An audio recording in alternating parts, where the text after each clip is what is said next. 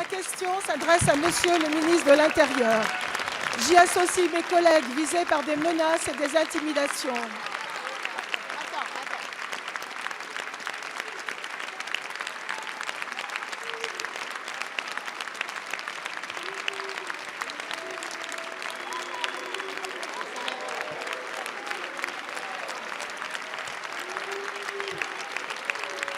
La question porte sur le pacte mondial pour des migrations. La migration, je dis bien migration. Monsieur le Premier ministre, depuis 4 semaines, ils tiennent notre pays debout. Ils méritent notre reconnaissance. La migration, je dis bien migration. Ils méritent notre reconnaissance et le paiement de leurs heures supplémentaires. Ce sont nos forces de l'ordre et de sécurité civile.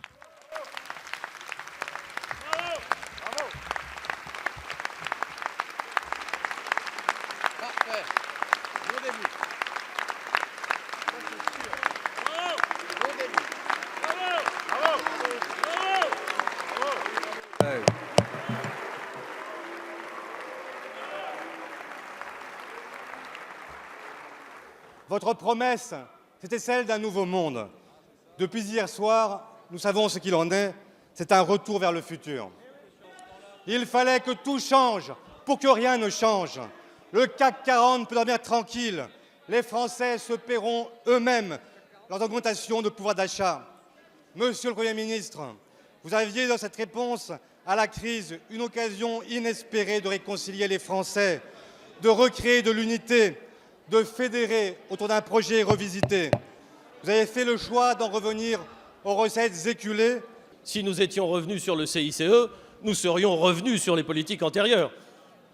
Le CICE n'a pas été, je crois, inventé par le président de la République, il n'a pas été inventé par cette majorité. Il a été mis en place dans les années qui précédaient l'avènement de cette majorité. Monsieur le Premier ministre, hier, le président a parlé. Il a menti. Vous n'augmentez pas le SMIC horaire. Vous ne faites que suivre l'inflation et augmenter la prime d'activité que ne touche qu'une personne au SMIC sur 4. La baisse de la CSG est calculée par foyer. Encore une arnaque. Vous mentez en prétendant créer des emplois. Ou alors, vous ne savez pas lire les graphiques de l'INSEE. Jamais aussi peu d'emplois ont été créés depuis des années. Les mesures annoncées hier représentent 9 milliards d'euros. Et vous ne rétablissez même pas l'ISF pour les financer, pas plus que vous abandonnez la flat tax sur le capital. On vous voit d'ici revenir avec vos obsessions de coupe budgétaire. Autrement dit, vous allez continuer à détruire les services publics qui sont demandés massivement par les Gilets jaunes. Vous n'avez pas compris ce qui vient du pays. C'est une demande de justice fiscale, qu'enfin ceux qui gagnent plus paient à proportion de leur richesse. Que les grosses entreprises soient plus imposées que les petites. Là-dessus, pas un mot hier. Le pied de nez au mouvement des Gilets jaunes ne mettra pas fin à la mobilisation. Vous n'avez pas compris ce qui vient du pays. C'est une demande de vie digne contre la vie chère. Vous ne revalorisez pas le point d'indice des fonctionnaires gelé depuis si longtemps. Vous ne faites rien pour les précaires et les temps partiels, rien pour les chômeurs, rien non plus pour les jeunes qui se mobilisent aujourd'hui. Honte à vous qui continuez à mépriser le peuple en prétendant l'entendre. Le président Macron veut réunir les riches cette semaine. Pourquoi? Personne ne veut de leur charité. La solidarité se fonde sur l'impôt et les plus gros contribuables doivent y consentir sans politesse ni courbette présidentielle. Rendez-nous l'ISF, cessez de brider l'État et nos biens communs. Orientez les 40 milliards du CICE vers la transition écologique dont le président n'a pas dit un mot hier. Mettez en place le référendum révocatoire et le référendum d'initiative populaire. Monsieur le Premier ministre, savez-vous quand le président prévoit que les Français puissent voter pour mettre fin à cette comédie insupportable? Il est temps. Nous serons, vous et moi, en désaccord. Mais j'observe, Madame la députée, que vous avez commencé votre question en indiquant que le président de la République ou que le Premier ministre mentait. Je n'ai jamais, je crois, utilisé ce terme avec des acteurs politiques avec lesquels je suis en désaccord. J'ai dit, Madame la députée, que je déplorais le choix de votre groupe de ne pas rendre hommage aux forces de l'ordre. Je pense, Madame la députée, que le débat public, y compris le débat parlementaire, mais je sais qu'on en est loin, gagne beaucoup à ne pas s'insulter. Je le crois. Est-il prévu que nous puissions faire un vote solennel demain après les questions au gouvernement? Il s'agit de 30 minutes d'explication de vote et un vote derrière qui permettrait à l'ensemble des collègues de pouvoir s'exprimer, soit directement, soit par le biais d'une procuration. Et vous voulez quoi? Que le projet de loi sur la justice que vous portez, qui est si emblématique, soit voté à 70 ou 80 personnes ce soir? C'est ça que vous voulez? C'est le signal que vous voulez donner le jour où les avocats continuent à se mobiliser, comme hier, et qui se mobiliseront demain dans une grande manifestation? C'est ça que vous voulez envoyer comme signal? La réforme de la Constitution a été bousculée, dégradée par l'affaire Benalla, et puis là, la marée jaune perturbe l'agenda d'examen d'un texte qui pourtant est essentiel puisqu'il fait appel à l'organisation des fonctions régaliennes de l'État. Vous prétendez simplifier, rationaliser l'efficacité de la justice en fusionnant les tribunaux d'instance et tribunaux de grande instance. Sauf qu'en réalité, vous organisez, en temps masqué, le démantèlement complet de notre organisation judiciaire. L'ensemble des professions judiciaires, l'ensemble des barreaux vous a fait des propositions et rien n'a été retenu. Il faut là effectivement parler de la mobilisation, non pas des gilets jaunes, mais des robes noires. Mobilisation qui tend à se durcir. Il n'y a pas de consensus dans le monde judiciaire sur votre réforme. Il n'y a même pas de majorité favorable à votre réforme, Madame la Ministre. Qu'est-ce qu'il va falloir faire? Il faut vous supplier, il faut se mettre à genoux, il faut se rouler par terre pour que vous entendiez ce que disent tous les professionnels du droit. Les syndicats de magistrats, les syndicats de greffiers, les avocats sont tous unanimes, ça n'arrive jamais. Comment obtenir une réponse de Madame la Ministre, ça fait déjà 2 fois que je pose la question, sur cette histoire de vote solennel, qu'on me dise oui, non, peut-être, bof, quelque chose, quoi, je sais pas moi. Enfin, qu'on se prononce. Y aura-t-il un vote solennel sur ce texte? Et le cas échéant, pourquoi n'y aurait-il pas de vote solennel sur ce texte? J'ai entendu tout à l'heure, on a mal expliqué, c'est devenu votre élément de langage, on a mal expliqué. Ne prenez pas les professionnels du droit pour des imbéciles. J'ai entendu lors des auditions des explications avec des histoires de baignoires, de liquide dedans, on ouvre un robinet, on ouvre un autre, etc. C'est pas juste de la tuyauterie, on parle de la justice, bon sang. Vous nous rabâchez les oreilles sans cesse, le droit à l'erreur, la deuxième chance, etc. Mais c'est toujours pour les mêmes. Toujours pour les puissants. Et pour les misérables, qui triment, qui galèrent, là, il faut faire des injonctions de payer, des contestations, des dossiers de surendettement à la Banque de France, des galères et des galères. Et c'est ceux que vous retrouvez avec des gilets jaunes, ils ont bien raison de se battre et de lutter. L'explosion des dossiers de surendettement devrait nous inquiéter plutôt que de nous réjouir. On devrait s'atteler à comment on fait pour arrêter cette spirale infernale des gens qui sont mis dans la détresse et dans la misère. Bon, c'est pas acceptable. Expliquez pourquoi vous êtes contre.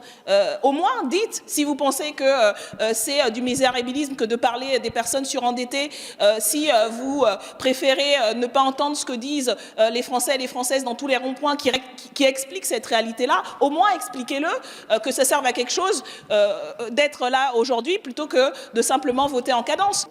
Les abus de ces derniers jours, la dureté,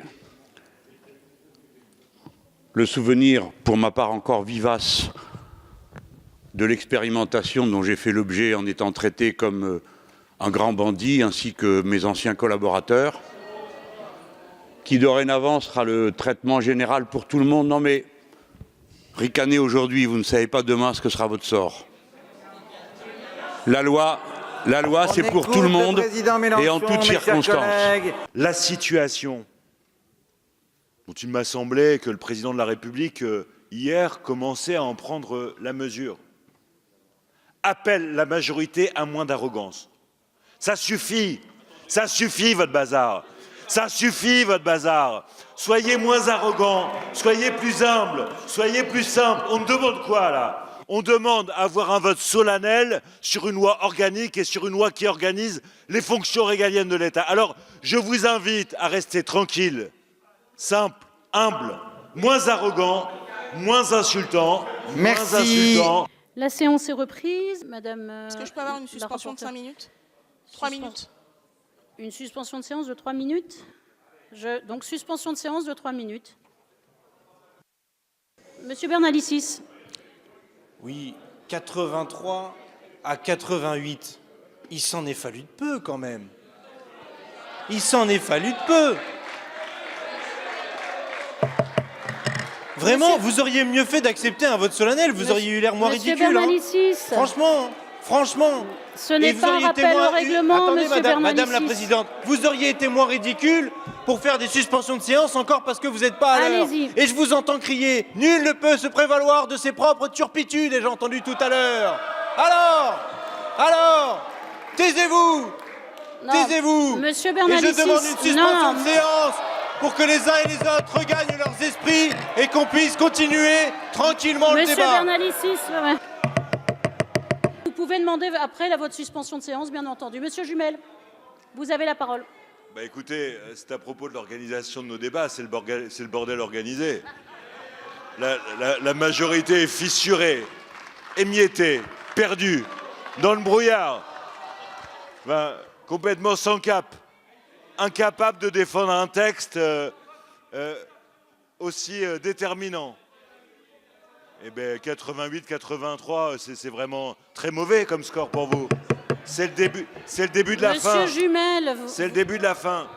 Et donc, je veux une suspension de séance pour leur permettre de reprendre leurs esprits. Donc la suspension de séance est pour 2 minutes. De qui se moque-t-on? De qui se moque-t-on? On suspend de façon scandaleuse. Donc je demande une suspension de séance de 2 minutes.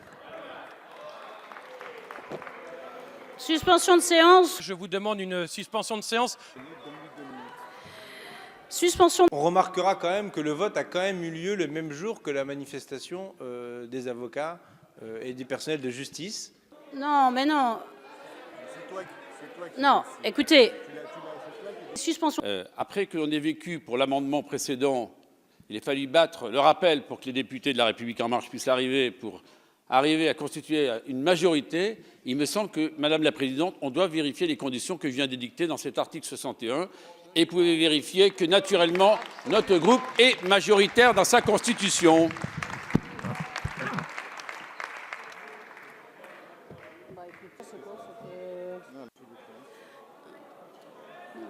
Sept, 8, 9, 10, ils sont 10. D'accord, elle est en présence. Attendez, la séance est suspendue. Monsieur Jean Lassalle. Bien, merci beaucoup Madame la Présidente. Permettez-moi de vous remercier, vous féliciter pour vos nerfs d'acier, parce que vous en êtes quand même bien sorti depuis 3 quarts d'heure. Il est vrai que je n'ai pas tout compris, mais je pense que ce devait être intéressant. C'est la réalité. Vous gouvernez contre toutes et tous. Vous gouvernez sur une base sociale et politique minoritaire dans ce pays. Voilà la conséquence de quoi et sont les Gilets jaunes, sont le mouvement des robes noires maintenant et de tout un tas d'autres, les personnels soignants, les ambulanciers, etc. Et vous êtes en train de détricoter et de détruire l'État et le pays, et j'en suis le premier désolé. Les gens qui ont affaire à la justice et qui se disent que la situation est parfois profondément injuste, le sentiment général se situe souvent dans un 2 poids 2 mesures dont on voit entre la justice des puissants, telle qu'elle s'accomplit, ou plutôt telle qu'elle ne s'accomplit pas, et la justice des plus faibles, qui les frappe parfois durement. Nous avons tous vu, aux informations, celui-là qui aurait volé un paquet de pâtes, celle-là qui aurait volé un paquet de sauce tomate, une boîte de sauce tomate, et qui se retrouve à être frappé durement avec des peines parfois d'emprisonnement. Et on voit de l'autre côté des procédures qui semblent un peu moins coercitives pour certains. Je pense notamment à un certain Alexandre B, qui visiblement n'a pas bénéficié de la justice des plus simples. Ça, c'est clair qu'en termes d'usage du code de procédure pénale, j'ai jamais vu des perquisitions pareilles. Hein. Par contre, il y en a qui subissent une répression très claire parmi les militants syndicaux et associatifs, et je veux penser par là, par exemple, à ce qui s'est abattu, le procédé qui s'est abattu sur les militants de Bure, et finalement, on voit que toutes ces ces injustices qui sont vécues par les uns et les autres, et je ne vous parlerai même pas des procédures dans le cadre des Gilets jaunes, là on atteint des summums, que ce texte n'y répond pas, pire, il les aggrave. Donc, nous sommes vraiment complètement déconnectés des enjeux dans ce pays, de ce qu'attendent les gens en termes de justice. Rien sur la délinquance financière, où on pourrait frapper plus durement cette délinquance-là. Je ne vous parle même pas de la fraude fiscale, qui est une partie de la délinquance financière. Rien sur les implantations territoriales, rien sur l'accès aux droits. Nous aurions dû discuter pendant des heures durant, et finalement, on en a été rendu à une réforme technocratique, boutiquière, comptable, minable. Alors, quelle que soit l'heure, quel que soit le jour, c'est toujours assez déconcertant de voir avec quelle assurance les parlementaires d'En Marche tombent dans l'autosatisfaction, dans l'arrogance. Enfin, moi, je ne connais aucun corps aujourd'hui qui est capable de soutenir cette politique, au point que même dans la majorité, on se demande s'il y a encore des gens pour la soutenir. Et puis, on trouve toujours le porte-parole d'office qui tombe dans l'autosatisfaction. Vous avez l'audace de considérer que vous avez raison seul contre tous. Mais à force d'être seul sur tous les sujets, vous allez finir par dévisser. Vraiment 2 mots pour remercier l'ensemble des députés qui ont été présents en séance et pour remercier pour la qualité des débats. En tout cas, je voudrais surtout remercier les 2 rapporteurs et remercier vraiment l'ensemble des députés qui ont participé à ces débats.